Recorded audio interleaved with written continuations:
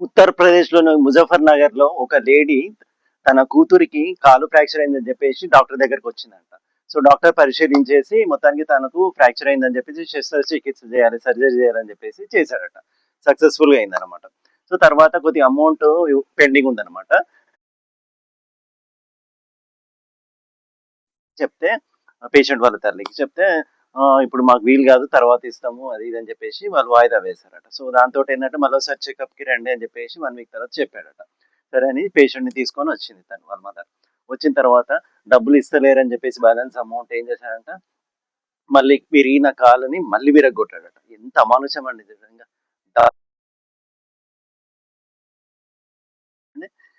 Fracture తోటొస్తే శస్త్రచికిత్స చేసి surgery చేసి సెట్ చేశాడు. తర్వాత డబ్బులు ఇవ్వలేదని చెప్పేసి మళ్ళీ కాలు ఇరగొట్టాడంట.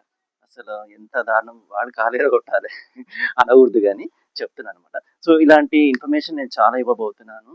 సో, అప్డేట్ చేస్తున్నాను. సొసైటీలో ఎలాంటి రకరకాల మనుషులున్నారని చెప్పేసి సబ్స్క్రైబ్ చేసుకోకపోతే చేసుకోండి. చాలా చాలా